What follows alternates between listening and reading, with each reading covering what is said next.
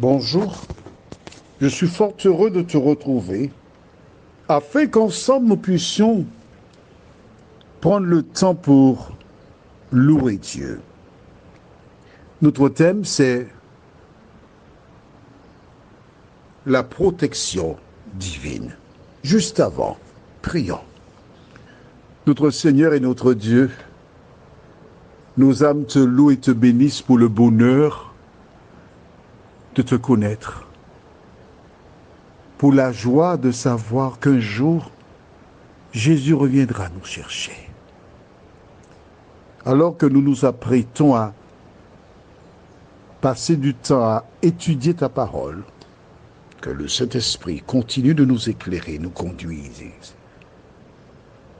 et qu'il nous dirige dans de verts pâturages, nous t'en prions. Au nom de Jésus et pour ta gloire éternelle. Amen. Plusieurs personnes m'ont envoyé cette vidéo.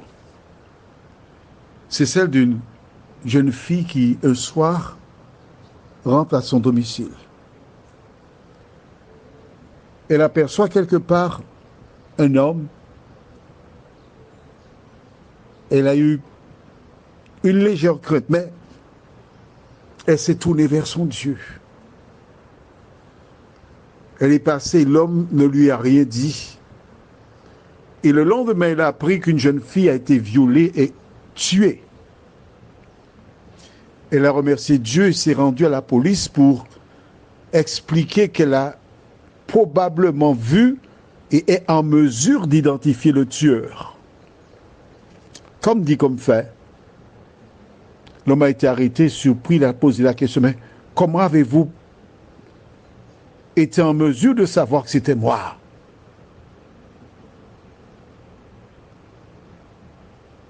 Et la jeune fille lui pose une question. Pourquoi vous ne m'avez rien fait? Il répondit, parce que j'ai vu deux hommes impressionnants qui marchaient avec toi. Beaucoup de personnes ont trouvé cela exceptionnel. Mais j'ai passé 4 ans à Trinidad. Et là, j'ai un professeur à l'université, M. Edwin English, qui est décédé, qui a rapporté qu'un jour, il y avait une femme qui allait dans un lieu pour parler de Jésus. Et quand elle rapportait ses expériences, des gens doutaient, disant, mais non, c'est pas possible. Dans le secteur, il y a des hommes qui sont là, qui font de la contrebande, ils tuent des gens, ils volent, nous ne te croyons pas. Mais cette femme a persisté en disant, non, j'y vais. Alors le jour où elle devait s'y rendre, elle a été, comme d'habitude, elle a fait ce qu'il fallait. À son retour, elle a aperçu les gens qui étaient là dans un secteur. Et elle s'est posé la question, mais effectivement, mais pourquoi ils ne m'ont jamais rien dit? Et tandis qu'elle se posait la question, voici l'un d'eux qui l'interpella en criant, hé, toi là! Et s'est arrêté, qui, moi? Oui, toi!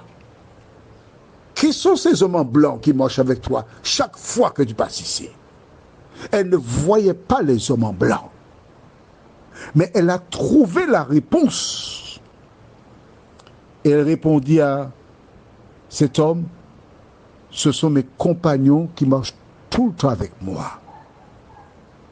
Et l'homme de lui dire, n'était-ce ses compagnons, tu serais déjà morte. Elle s'est retournée en disant, que Dieu vous bénisse. Vois-tu, cette petite vidéo qui circule sur la toile, c'est intéressant. Mais je peux te dire que Dieu fait des miracles pour des femmes et des hommes à travers le monde qui ont placé leur espérance en Jésus. Mais pourquoi? Comment? Allons dans le livre de Psaume, chapitre 23. Le Psaume 23 commence ainsi. Cantique de David. L'Éternel est mon berger, je ne manquerai de rien. C'est important. Lorsque l'Éternel est ton berger, c'est-à-dire qu'il existe différents troupeaux. En fait, il n'y a que 2 troupeaux. Le troupeau de l'Éternel et le troupeau de l'autre. Si l'Éternel est ton berger, si l'Éternel est celui en qui tu as placé ton espérance, si tu marches selon la parole de Dieu, il t'offre toutes ces garanties. Nous lisons la suite. Parce que ce qui est important, c'est le verset 1.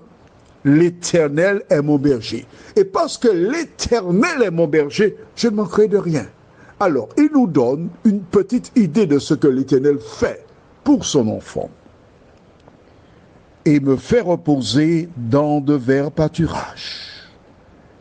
Il me dirige près des eaux paisibles. Il restaure mon âme. Il me conduit dans les sentiers de la justice à cause de son nom. Mais est-ce que tu as noté avec moi, la première chose qu'il mentionne, c'est quoi? Il me conduit dans de verts pâturages. Dieu sait que tu as besoin de manger. Il sait que tu as besoin de boire. Il te conduit là où il faut. C'est un besoin physiologique. Il répond aux besoins de ses enfants. Verset 4. Quand je marche dans la vallée de l'ombre de la mort, je ne crains aucun mal car tu y es avec moi. Ta houlette et ton bâton me rassurent. Tu dresses devant moi une table en face de mes adversaires.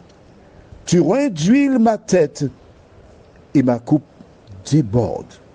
Oui, le bonheur et la grâce m'accompagneront tous les jours de ma vie, et j'habiterai dans la maison de l'Éternel jusqu'à la fin de mes jours. Note avec moi qu'il commence en disant « Il me fait reposer dans de verts pâturages, la nourriture. Il me dirige près des eaux paisibles, l'eau. » Mais il achève en disant que la finalité pour celle ou celui qui a fait de l'Éternel son berger, c'est quoi? Oui, j'habiterai dans la maison de l'Éternel. La finalité, c'est que toi, tu vives avec Jésus pendant l'éternité. Plus tard, que déclare Isaïe? Isaïe 41. Et nous lisons les versets 10 à 13. Déclare, ne crains rien.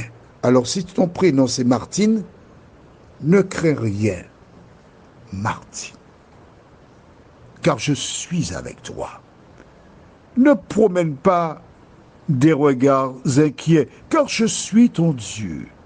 Je te fortifie. Je viens à ton secours. Je te soutiens de ma droite triomphante. Voici, ils seront confondus. Ils seront couverts de honte, tous ceux qui sont irrités contre toi. Ils seront réduits à rien. Ils périront, ceux qui disputent contre toi. Tu les chercheras, il ne les trouvera plus, ceux qui te suscitaient querelle. Ils seront réduits à rien, ils ne seront plus ceux qui te faisaient la guerre, car je suis l'Éternel, ton Dieu, qui fortifie ta droite, qui te dit, ne crains rien, je viens à ton secours. L'Éternel, il désire te secourir. Mais n'oublie pas, l'Éternel est mon berger, je ne manquerai de rien. Qui est ton berger? L'Éternel ou Satan? Prions. Notre Seigneur et notre Dieu, merci pour la parole. Merci pour les promesses. Merci pour ce témoignage où cette jeune fille a raconté ce qu'elle a vécu.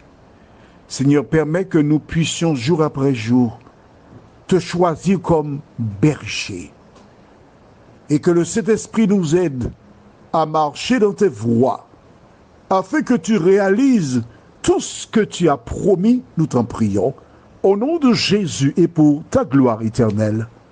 Amen. Que l'Éternel continue de te bénir et n'oublie pas, confie-toi en Dieu.